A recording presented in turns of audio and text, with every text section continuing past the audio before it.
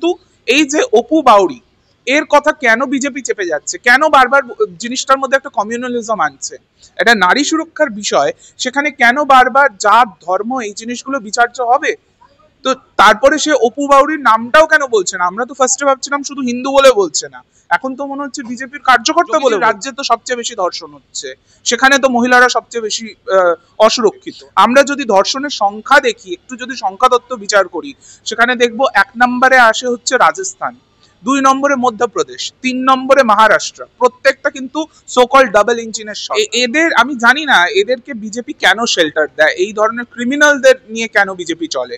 আর শুভেন্দু অধিকারী এত বড় বড় কথা বলছে, তিনি তার দলের পুরো আইটি সেল, অমিত মালভিয়া সবাই নেমে গেছে যে এটা হচ্ছে একটা জিহাদি রাজ চলছে। এসআইআর নিয়ে বঙ্গ রাজনীতি যেভাবে উত্তাল হয়ে উঠেছে, এরকমটাই শোনা যাচ্ছে 15ই অক্টোবরের পর থেকে এসআইআর এর যে প্রস্তুতি পর্ব সেটা পশ্চিমবঙ্গে শুরু হয়ে যাচ্ছে। মূলত বিহারে যে আমরা দেখেছি প্রায় 70 লাখ বৈধ ভোটারের নাম বাতিল করা হয়েছে, সেই জিনিসই ইলেকশন কমিশন অর্থাৎ তারা পশ্চিমবঙ্গ করতে চাইছে সামনে 2026 বিধানসভা ভোট। কিভাবে দেখুন, এই জিনিসটা তারা অনেকদিন ধরেই বলছিল করবে করবে, এবং এখন তারা এসআইআর করার চেষ্টা করছে, কিন্তু মানুষকে একই সাথে বিভ্রান্তও করছে।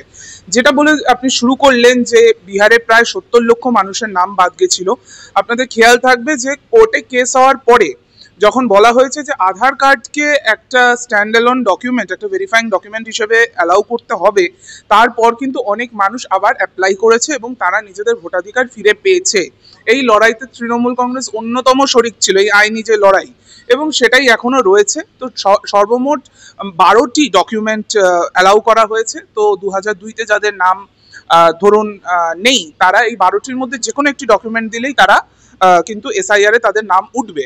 এটাকে নিয়ে বিজেপি এবং আমাদের নির্বাচন কমিশন এবং আমাদের পশ্চিমবঙ্গের যিনি মুখ্য নির্বাচনী আধিকারিক, তাদের তরফ থেকে এবং বিজেপির তরফ থেকে, আরএসএস এর তরফ থেকে, তাদের তরফ থেকে বেশ কিছু মানে ভুল কিছু প্রচার করা হচ্ছে। তো সেই জিনিসটা আমরা মানুষের কাছে ক্লিয়ার করে দিতে চাই। পশ্চিমবঙ্গে যতক্ষণ মমতা বন্দ্যোপাধ্যায় তিনি প্রশাসনিক প্রধান আছেন, একজন মানুষেরও ভোটাধিকার কাটতে আমরা দেব না, তার জন্য আমরা বদ্ধপরিকর। অন্যদিকে ভারতের মুসলিম জনসংখ্যা বেড়েছে প্রায় 24.6% হারে বেড়েছে, এমনটাই দাবি করছেন খোদ স্বরাষ্ট্রমন্ত্রী অমিত শাহ। অন্যদিকে আমরা যদি পশ্চিমবঙ্গের দিকে তাকাই, শুভেন্দু অধিকারীর মুখেও একই বক্তব্য শোনা যাচ্ছে। তিনি বলছেন পশ্চিমবঙ্গে হিন্দু ভোটারের সংখ্যা কমেছে, বর্ডার সংলগ্ন এরিয়া, তিনি কিছু কিছু জায়গার নাম বলেছেন, মূলত উত্তর 24 পরগনা, দক্ষিণ 24 পরগনা, মালদা, মুর্শিদাবাদ, এইসব জায়গায় নাকি মুসলিম ভোটারের সংখ্যা বেড়েছে। এটা একদমই বাজে কথা। মানে হিন্দু মুসলিম সব ভোটারেরই সংখ্যা বেড়েছে, সেই জন্যই এখন ভারতবর্ষ বিশ্বের সব থেকে বেশি পপুলেটেড কান্ট্রি হয়ে গেছে এখন। তো যেটা অমিত শাহ বলেছেন, যেটা 24.6% হারে মুসলমানদের পপুলেশন বৃদ্ধি পেয়েছে, সেটা তিনি বলেছেন। কিন্তু এই যে বৃদ্ধির হার, এই যে গ্রোথ রেট, সেটা কিন্তু দশকের পর দশক ধরে আমরা দেখেছি মুসলমানদের বৃদ্ধির হার কমছে। এটাকে তিনি একটা ভুল ব্যাখ্যা করেছেন।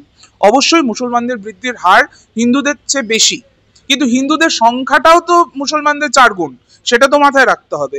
তো সেই জায়গা থেকে তিনি এই ধরনের ভুলভাল কিছু স্ট্যাটিস্টিক্স বলছেন ঠিকই, বাট যে কোনো একটা স্কুলের বাচ্চাও, তাকে যদি সঠিক স্ট্যাটিস্টিক্সটা বোঝানো হয় সে বুঝবে।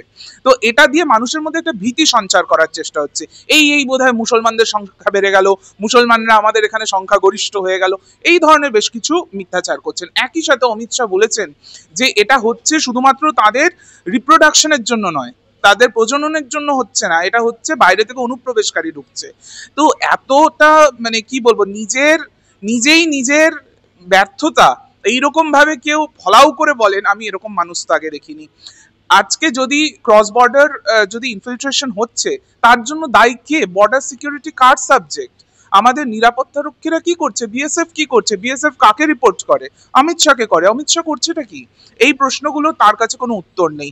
তিনি শুধুমাত্র এই এসআইআর, এনআরসি, সিএ এই করে মুসলমানদের তাড়াবো, সবাই হচ্ছে উইপোকা, সবাই হচ্ছে অনুপ্রবেশকারী, সবাই রোহিঙ্গা, সবাই বাংলাদেশি, এই জিনিসটা আর বেশি দিন চলবে না। আর এই যে তারা এসআইআরটা করছে না, এসআইআরটা করার পরে তাদের এই যে 1 কোটি রোহিঙ্গা, 1.5 কোটি বাংলাদেশি, এই সমস্ত তাদের ননসেন্স যেগুলো তারা বলেন, সেগুলো চিরতরে বন্ধ হতে চলেছে। অমিত শাহ আরো একটি বক্তব্য সামনে খুবই ভাইরাল হয়েছে, সেটা হচ্ছে কিছু রাজনৈতিক দল অনুপ্রবেশকারীদের ভোট ব্যাংক হিসাবে দেখছে, তৃণমূলকে নাম না করেই কটাক্ষ। তাহলে কি কোনোভাবে অমিত শাহ এখানে নিজের ভূমিকার ওপর বারংবার প্রশ্ন তুলে দিচ্ছে? কারণ যেরকমটা তোমরা বলছো যে বর্ডার সিকিউরিটি ফোর্সের দায়িত্বে খোঁজ স্বরাষ্ট্র। অবশ্যই, শুধুমাত্র সেটাই নয়, তিনি কি বলতে চাইছেন যে বাইরে থেকে যারা হিন্দুরা যদি আসে তাদের জন্য ওয়েলকাম, তাদের জন্য সিএএ করেছি, এই কথাটা তিনি ভুলে যাচ্ছেন। সিএ যেই অ্যাক্ট তিনি এনেছিলেন বা বিজেপি সরকার এনেছিলেন, সেই অ্যাক্টে কিন্তু বলা আছে 2014 30শে ডিসেম্বরের আগে যারা এসেছে তারা শুধুমাত্র সিএএ তে জায়গা পাবে।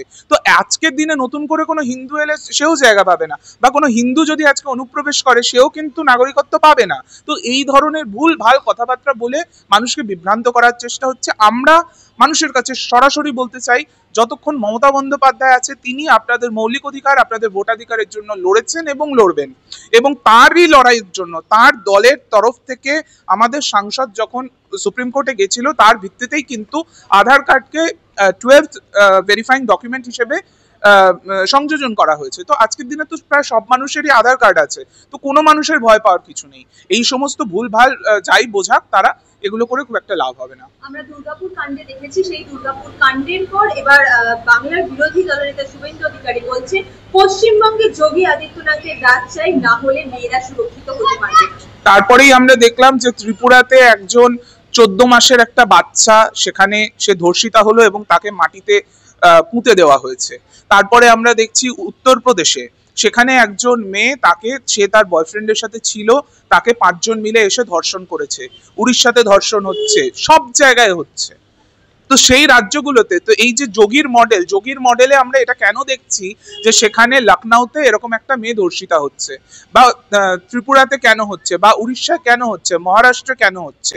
আমরা যদি ধর্ষণের সংখ্যা দেখি, একটু যদি সংখ্যা তত্ত্ব বিচার করি, সেখানে দেখবো 1 নম্বরে আসে হচ্ছে রাজস্থান, 2 নম্বরে মধ্যপ্রদেশ, 3 নম্বরে মহারাষ্ট্র। প্রত্যেকটা কিন্তু সোকল ডাবল ইঞ্জিনের সরকার। তো সেখানে তারা যোগীজির মডেল কেন লাগাচ্ছে না? যোগীজির মডেলটা কি? যোগীজির রাজ্যে তো সবচেয়ে বেশি ধর্ষণ হচ্ছে, সেখানে তো মহিলারা সবচেয়ে বেশি অসুরক্ষিত। আর আমরা দেখতে পাচ্ছি, আমরা কলকাতা শহরে দাঁড়িয়ে আছি, কল্লোলিনী তিলোত্তমা, এখানে মহিলারা রাত 10টা 12টা যখন হোক তারা সুরক্ষিত থাকে। একটা দুটো কিছু বিচ্ছিন্ন ঘটনা অত্যন্ত নিন্দনীয়, যেটা দুর্গাপুরেও ঘটেছে, অত্যন্ত নিন্দনীয়। আমরা কড়া ভাষায় নিন্দা করছি, এবং ইতিমধ্যেই 5 জনের 5 জন যতজন অভিযুক্ত ছিল প্রত্যেকটা অভিযুক্ত কিন্তু ধরা পড়েছে। এর আগেও আমরা যতগুলো কেস দেখেছি, পুলিশ 1 দিন 2 দিন 3 দিনের মধ্যে সমস্ত অভিযুক্তদের ধরে ফেলছে। কখনো আমরা দেখেছি 2 মাসের মধ্যে চার্জশিট হয়ে, ট্রায়াল হয়ে, পুরো জাজমেন্ট দিয়ে দেওয়া হয়েছে, কিছু জায়গাতে ফাঁসির অর্ডার দিয়ে দেওয়া হয়েছে, সেগুলো আমরা দেখেছি। তো এই পুরো বিষয়টাই হচ্ছে পলিটিক্যাল ইন্টেন্টের ব্যাপার। আমাদের রাজ্যে মহিলারা সুরক্ষিত, কারণ আমাদের প্রশাসন তারা চায় যেন মহিলারা সুরক্ষিত থাকুক, এবং সেই জন্য আমাদের পুলিশ প্রশাসন সেভাবে কাজ করে। আমি একবারও বলছি না যে সমস্ত কিছু একদম ঠিক হয়ে গেছে, কিন্তু জিনিসটা আমাদের রিলেটিভলি দেখতে হবে, সেখানে কি অবস্থা, এখানে কি অবস্থা। শুভেন্দু অধিকারীর যদি এতই বাংলায় যোগী মডেল আনতে ইচ্ছে করে, উনি উত্তরপ্রদেশে চলে যান না, যোগীজির সরকারে উনি মন্ত্রী হিসেবে যুক্ত হয়ে যান। অন্যদিকে ধৃত দুর্গাপুরে যে ধর্ষণ কাণ্ডে ধৃত অপু বাউরি, শোনা যাচ্ছে তিনি নাকি বিজেপির কার্যকর্তা ছিলেন। সেই সম্বন্ধে কিন্তু, বা এই অপু বাউরির সম্বন্ধে কিন্তু এখনো পর্যন্ত বিজেপির তরফ থেকে, বঙ্গ বিজেপির তরফ থেকে কোনো স্টেটমেন্ট পাওয়া যায়নি। অন্যদিকে এই যে দুর্গাপুর কাণ্ডে আমরা দেখেছি পারিজাত গাঙ্গুলিকে স্টেটমেন্ট দিতে, এই পারিজাত গাঙ্গুলি হিন্দু মুসলমান সম্প্রদায়ের জন্য। আমি দেখতে পাচ্ছি শুভেন্দু অধিকারীর পেছনে সেই পারিজাত দাঁড়িয়ে আছেন। কিছুদিন আগে যে একজন বৃদ্ধ মুসলমান মানুষ যে গরু নিয়ে যাচ্ছিলেন, সে তার চাষের কাজের জন্য নিয়ে যাচ্ছিলেন, তাকে প্রায় লিঞ্চিং করে ফেলছিল, তাকে পরবর্তীকালে ধরা গেছে। তো এদের, আমি জানি না এদেরকে বিজেপি কেন শেল্টার দেয়, এই ধরনের ক্রিমিনালদের নিয়ে কেন বিজেপি চলে। আর শুভেন্দু অধিকারী এত বড় বড় কথা বলছে, তিনি, তার দলের পুরো আইটি সেল, অমিত মালভিয়া, সবাই নেমে গেছে যে এটা হচ্ছে একটা জিহাদি রাজ চলছে, এখানে নাকি 5 জনই নাকি মুসলমান যারা সেই ডাক্তারি পড়ুয়া তাকে ধর্ষণ করেছে। কিন্তু ফ্যাক্টটা কি? সে যার সাথে বেরিয়েছিল সে তার বিশেষ বন্ধু।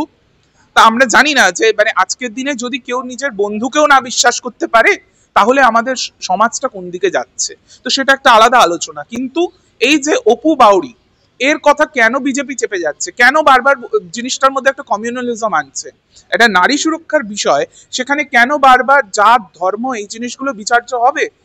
তো তারপরে সে অপু বাউরির নামটাও কেন বলছে না? আমরা তো ফার্স্টে ভাবছিলাম শুধু হিন্দু বলে বলছে না, এখন তো মনে হচ্ছে বিজেপির কার্যকর্তা বলে বলছে না।